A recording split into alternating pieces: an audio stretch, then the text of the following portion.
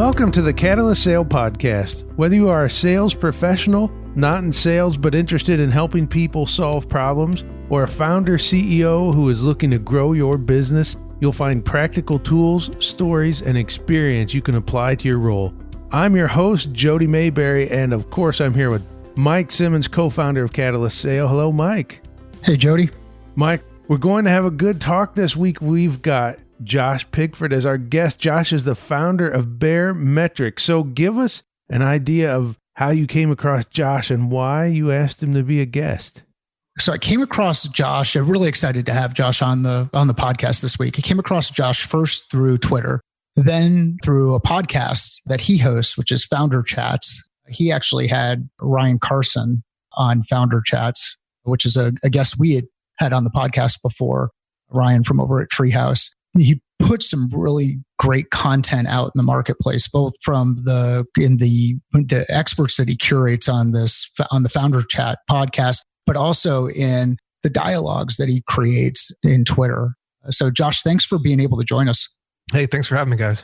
So Josh, let's introduce the audience to you a bit, and we'll include links to your podcast and your blog and a couple of other areas so that they'll be able to go back through and read some additional background. But can you share your backstory and like where you got the entrepreneurial bug, how you've kind of evolved over time, and how you got to where you are today?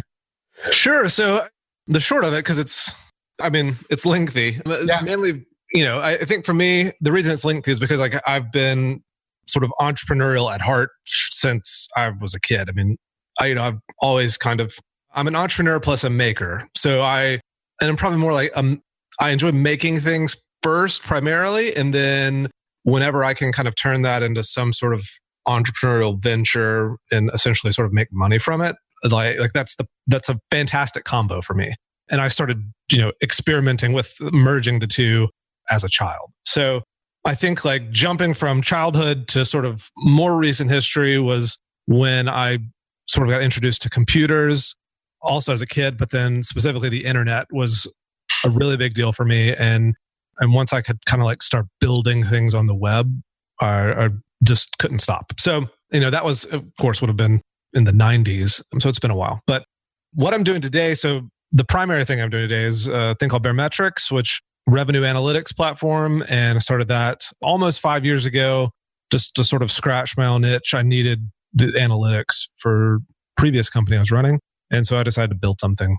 And then it kind of took off faster than what I had been doing and decided to go all in on it. And I've been doing that since 2013.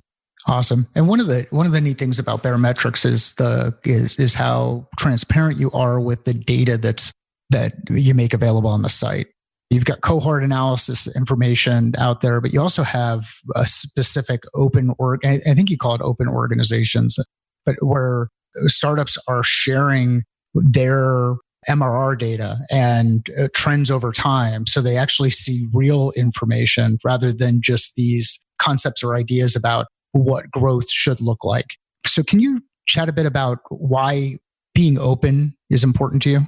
So back in early Baremetrics days, I had been building other software products and other businesses and startups. And it was one of these things where at the time, so few people would talk about the specifics of anything. It was always, like if you ask somebody how their business was going, or whatever, it's like, oh, we're doing awesome. Everything's great. Like nobody would talk about how terrible it was, like the really hard stuff.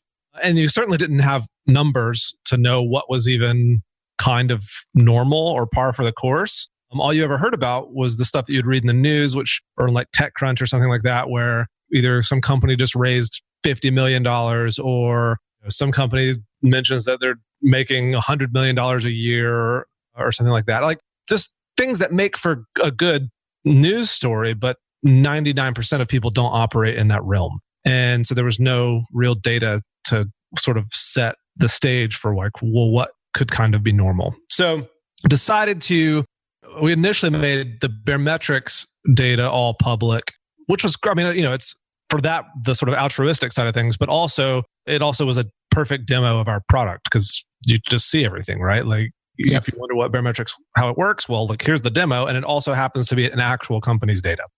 And within months of us doing that, we found a number of other companies who were interested in doing it. And it just kind of went from there, which ultimately led to open startups, which was the thing you were referring to. And so, yes, now there's, I don't know, a couple dozen companies that all make their entire revenue data public for other people to see. And again, we'll include links to this in the show notes so that listeners can go out and see the information that's there. And the thing that really resonates with me is this transparency. I mean, we started Catalyst Sale about, it'll be 3 years in October. And the lessons learned, some of them we've had to learn over and over again. And you don't see a lot of that out there in the market. I mean, Rand Fishkin had recently put out his book, Lost and Founder, which is a great resource, and starts to get into some of the ugly parts of a startup or the challenges of the startup and the things that are, cracking the code and breaking things and having to figure things out. So from a transparency standpoint, how has transparency impacted the way that you've built out the Baremetrics team? I mean, what can you tell us about the culture inside the organization and how that applies? So to me, what I've never, and I don't know if this is a personality thing or what, but I don't find that there's a whole lot of benefit in like keeping the information to myself, especially as a solo founder. So I don't have any co-founders with Baremetrics. I need other people to be able to weigh in on things or at least offer input.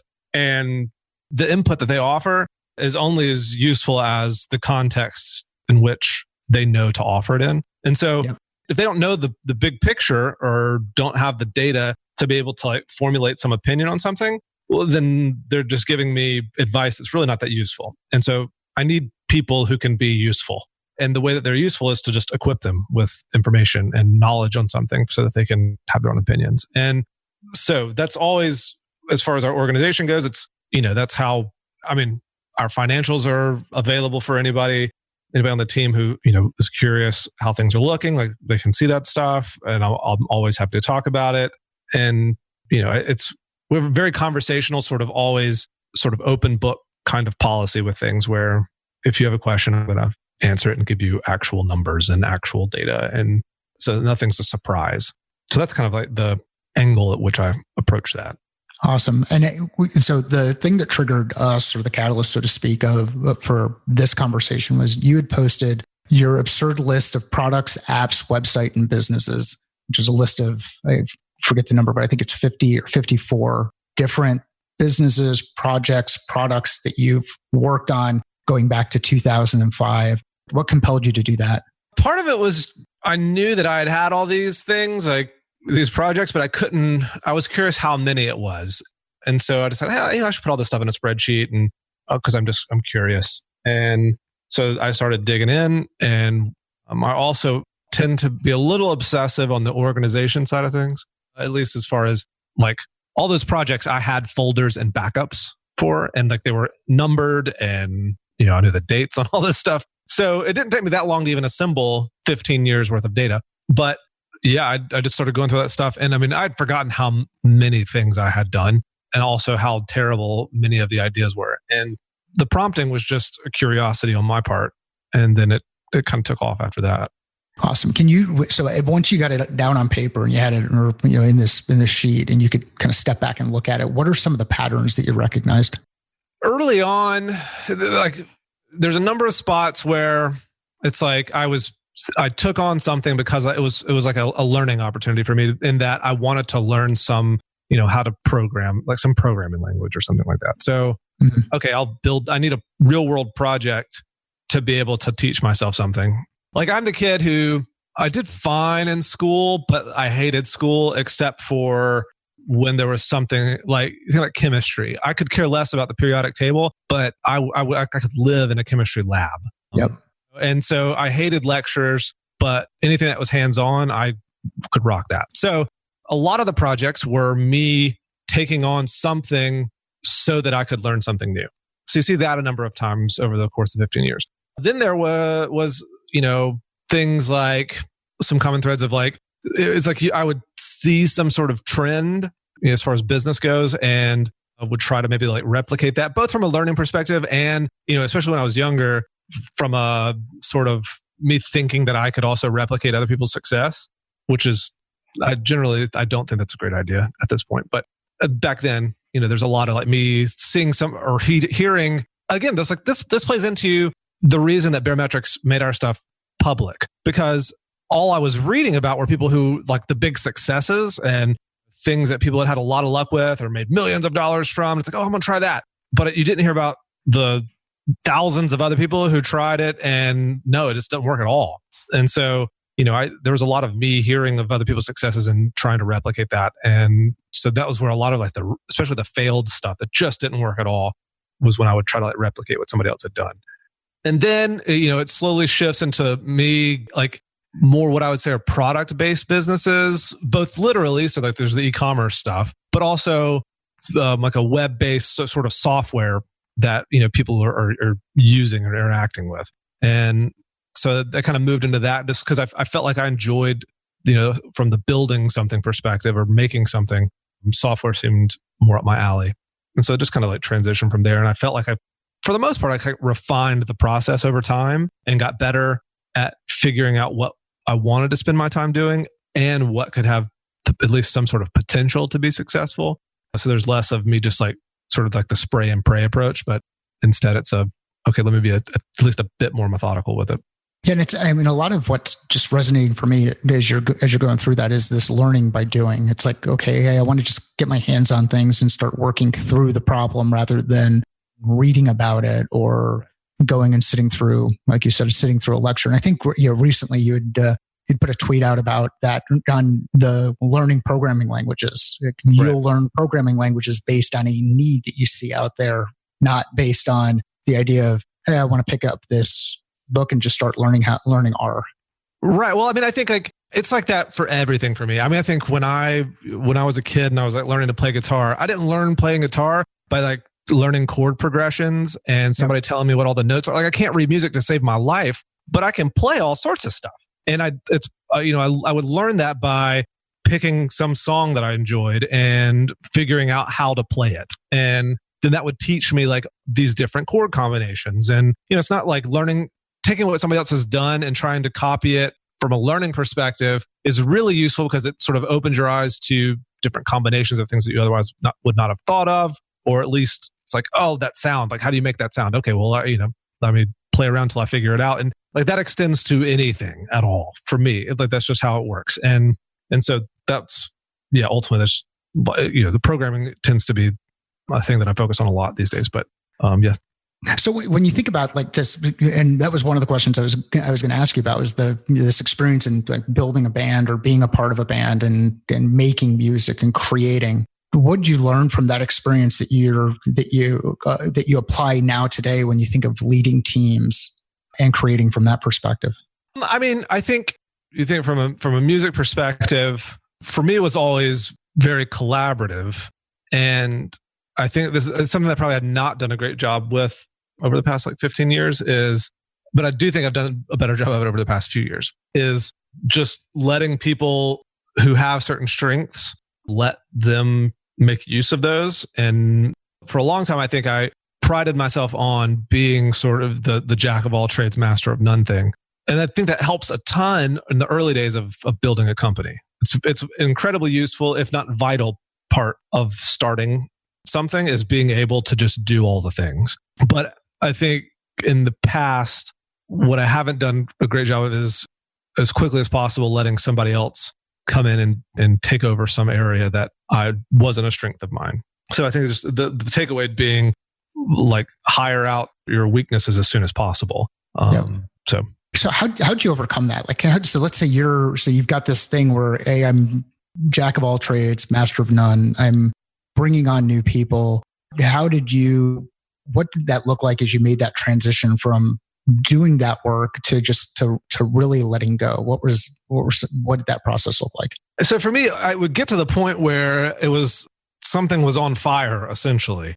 The very first Baremetrics hire was, we were having all these server issues, and I had been out of my depth for a number of weeks, if not months, trying to like hack my way through these server issues. And it's just, I just have no experience there, but I can Google really well.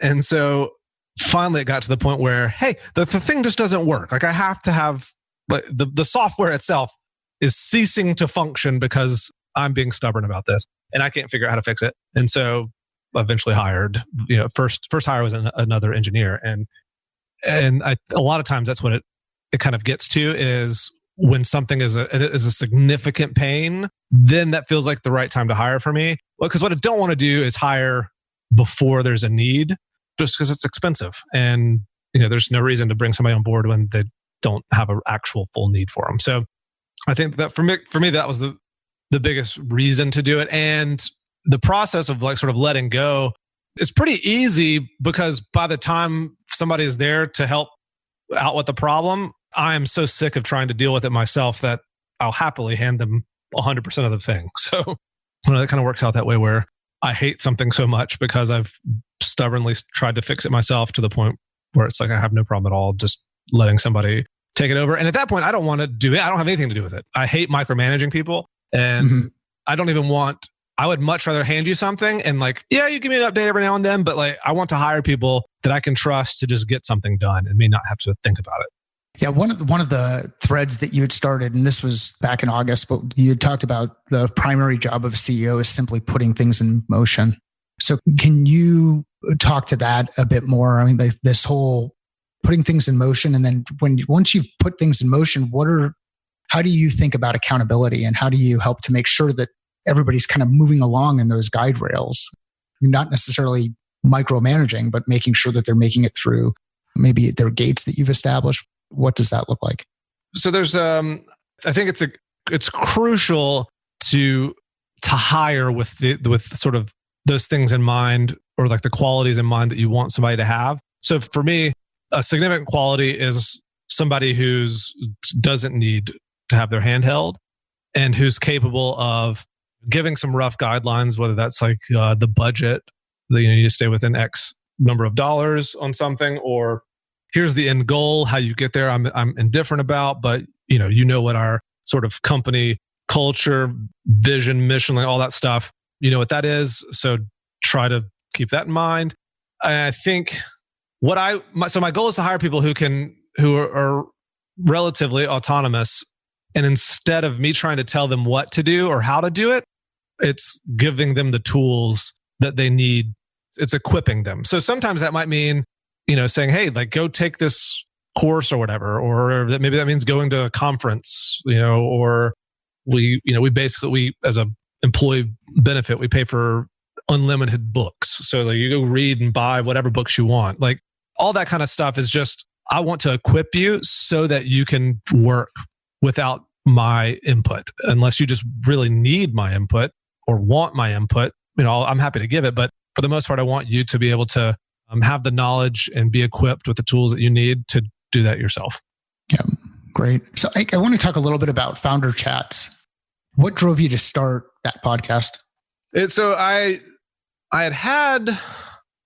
we have the Founder's Journey blog, which is where I just write blog posts. And I had been recording audio versions of those, and actually I don't remember how I ended up on. So David Cancel, who's doing Drift now, but he was previously at all sorts of stuff at other companies.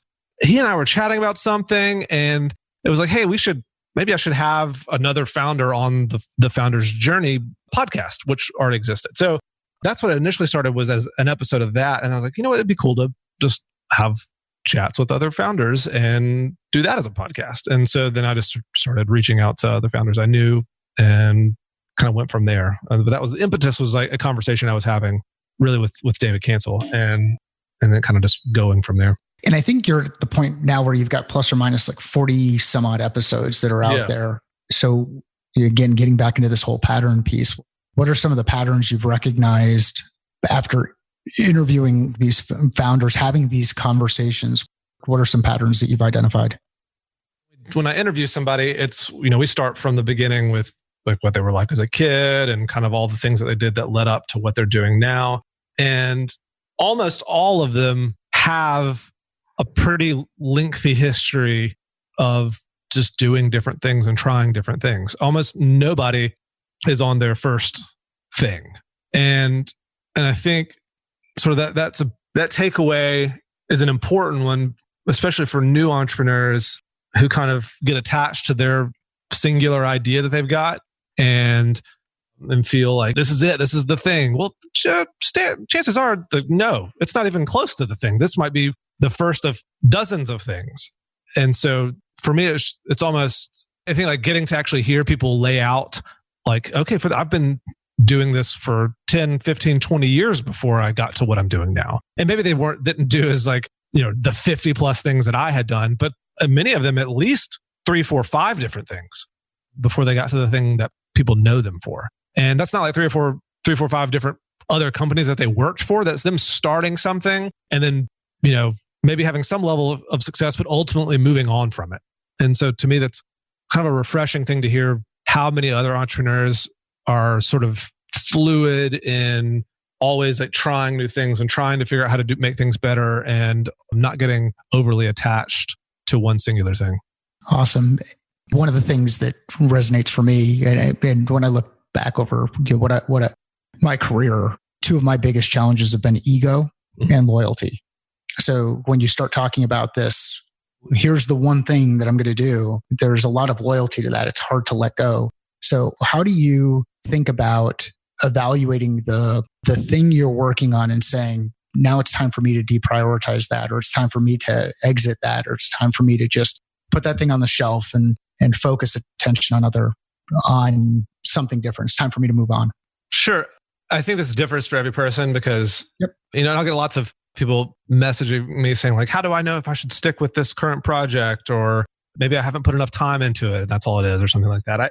It comes down to different goals. So, the goals and my ability and the things I was interested in and the things that I wanted out of life varied significantly or changed significantly over the course of time. So what I was interested in, what I wanted out of life as a 19-year-old college kid who was staying up till like 3 a.m. making websites, is very different than what 35-year-old Josh with a family, 3 kids, and a mortgage wants out of life, right? So that changes constantly. Like that's a very organic thing. And figuring out, so for me right now, a lot of it has to do with, it's like the learning component of if I don't feel like I'm learning anything new, if I feel like I'm doing the exact same thing every day over and over for maybe months or something like that, and there's no like obvious way that this will change, then to me, that's sort of like when it's time to move on. Yep. So, but again, that's my personality. Some people love the sort of, let me dig in and do the exact same thing every day for 20 years thing, which is totally fine. It's just a different thing for me, It's really important to be self-aware. Right. So talking about learning, what's your learning process? Let's say you're getting ready to,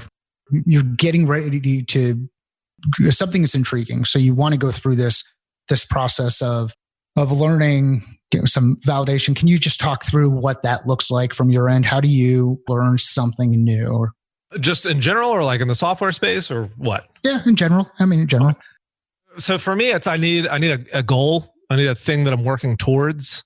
So I don't know whether that's like building some furniture or learning some song on the guitar or a programming language or whatever it is. I have to have a thing that gives me some tangible.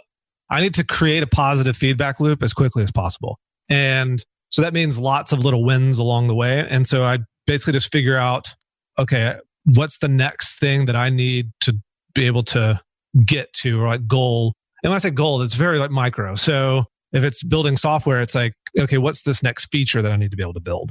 So, and that a lot of times will mean I have to learn how to do something that I haven't done before. And so, but it's like, okay, I've built that feature. Now let me figure out the next thing. And for, think of it in the terms of music, it's like, well, let me figure out the verse or how to play the chorus or how to play like the little riff that's in the verse or whatever. I need to be able to have small little wins along the way so that I have the motivation to keep doing it. And so that's how I kind of go about learning things, is just breaking it down into not like all of the pieces to like completely get to the end goal, but at least the next few steps. And then I just go from there.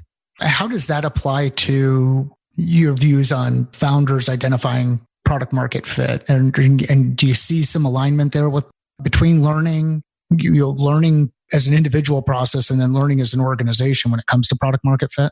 So I think a lot of that is similar in that you can't just say, hey guys, let's double down and get product market fit in the next 6 months. Well, you can't do it. You can't do that. Right. You can't know the path. So you have to instead look for the little things along the way that kind of nudge you along in the right direction. And so that might mean the goal setting stuff. Like, okay, we need to get to, if we're at, say like early on, we're at $10,000 a month in revenue. We need to get to $25,000 a month in revenue. Okay. So what are the things we need to accomplish that? And if we can't get there, maybe that implies the current thing that we're doing, we're not headed towards product market fit.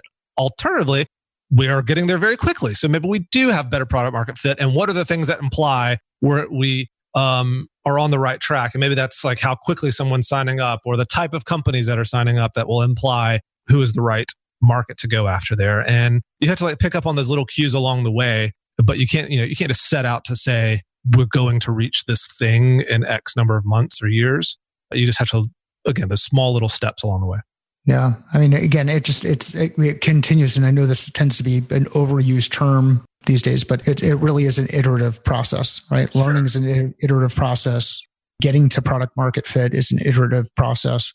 One of the blog posts that you did a while back, and I think this was earlier this year, but it was around health.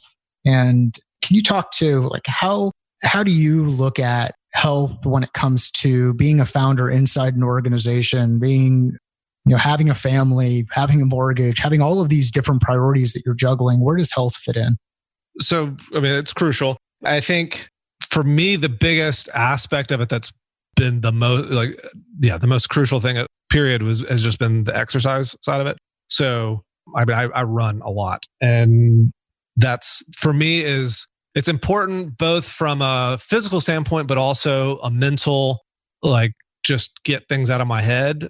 And I think what a lot of founders get stuck in is these sort of bad habits of they're just sitting around a desk, hacking away at something on a computer, and they never you end up overlooking those sort of the health components because you feel like, I don't know why people do it. I think it's just, you just get sort of obsessed with a thing, and it feels like taking 30 minutes to go work out or spending the time and effort to eat right or get enough sleep is sort of inconsequential. You don't really think about it. But then once you start actually paying attention to that stuff, you realize how much better you function when you take the proper steps to take care of yourself. And I really think probably the biggest issue with a lot of founders is sleep. So feeling like, okay, I'll stay up until midnight and then get up at 5 a.m. or something like that. And you just can't do that. Like it makes you a worse founder or a worse salesperson or a worse whatever. I mean, but you don't realize it. Like that's the issue, is you've set this baseline of feeling tired. You don't even realize how tired you are and how bad decisions you're making until you really start getting some solid sleep. And then you realize how much clearer your thinking is and how much faster you can make decisions. But it's easy to overlook that stuff because you kind of get stuck in the cycle. Yeah, it kind of seemed like there was a badge of honor where it was like, oh, I can get by with 4 hours of sleep, or I can get by with 3 hours of sleep, or whatever it is. And I forget who was talking about this and where they were talking about it, but they were talking about, it might have even been on like Kevin Rose's podcast, but they were talking about how someone who is sleep deprived or driving while sleep deprived is worse than driving while under the influence of alcohol. And Sure. I may be fabricating some of the facts there or the tone, but that point is you don't know. I mean, like your mind isn't going to be able to fire as quickly as it will if you focus on that sleep or you get that good sleep. So what are some of the things you're doing to help ensure better sleep? I just go to bed. I don't know. Awesome. So I think, having kids, a lot of times the stuff you'll read about people getting enough sleep, you read it and you're like, those people don't have kids. So so I've got 3 kids. So they're 9, 13, and 15. And I think, so in early years, when you've got infants, it's like the whole sleep thing just gets thrown out the window. You have no control over that because babies scream all the dang time. So that you just have to deal with it. Then there's this time frame where it was like, okay, kids sleep pretty normal schedule. And when they're younger, you can get them to bed early and then they have to sleep. They'll sleep like 12 hours still. And so I could get a ton of sleep. And I remember the time I was waking up at like 4:30 in the morning on purpose. And I was still getting like 8 hours of sleep, but it was just because kids were getting to bed so early. Now I'm at a point where, especially the older kids, they want to like stay out with their friends, especially on like a Friday or Saturday night or something. And like they're going to hang out till 9, 10, 11 o'clock at night. And like, that means I now get to bed later and I still have to get up at the same time because I got school the next day. So it's harder to come by now. I think a lot of it just saying like, okay, I would love to sit up and watch another episode of something, but I have to wake up in, 7.5 hours. So I've just got to call it quits and go to sleep. And that's just how it goes. That's part of it. But you still have to make a conscious choice to do it. Yep. Yeah. I've got a to be 13-year-old and to be 16-year-old here. By the time this airs, they'll be 13 and 16 in the house. And it's amazing how things change over time. There's wow, I can't believe how hard it is when you've got a baby in the house, to holy crap, I can't believe how hard it is to have 2 teenagers in the house. The teenagers are just like a larger version of the infants in some level, Well, and I think I think our oldest, his brain stem has completely detached from his brain, and I'm not exactly where that happened, but it's we're in that period right now where there's just like there's this wetware that moves around but isn't connected to the rest of the body. Yep. So, wow, Josh, this has been a great conversation. Is there anything that we've not touched on that you want to hit on that you think might resonate for the audience? Remember, we've got people who are salespeople selling technology or learning how to sell in new markets. We've got technical founders who are struggling with getting their business going and trying to figure out how to grow that business and create predictability in their revenue. And then we've got these learning professionals out there who are really focused on how do we enable the organization to be successful. So when you think of those 3 groups, is there anything that comes to mind that you'd want to leave the audience with? I think, and this is sort of, it goes against the idea of them even listening to this podcast or my podcast or any podcast or just in general. I think it's important to hear how other people have done things. And I think it's important, at least from the perspective of being able to like tuck those things back for situations that come up. But it's more important to just keep trying things and understand that 90% of it's just not going to work, and that's okay. But the more that you keep doing the same thing over and over again, I think a lot of times that's what happens, especially in the sales world, is like, well, this is the way we've done it for 20 years, so we're going to keep doing it. Or you read some sales book from even the 80s, and it's like, well, let's do that thing because I read it was popular then, and like sales doesn't change or whatever. People get stuck in their ways, and I think where it gets dangerous is when you see somebody else doing something or see somebody else having success with something, and then making the assumption that you can apply that to yourself and that you'll have the same successes, when in reality, you'll probably have a lot better luck long-term figuring out what works best for you. So that's my recommendation. And it's so important. It's people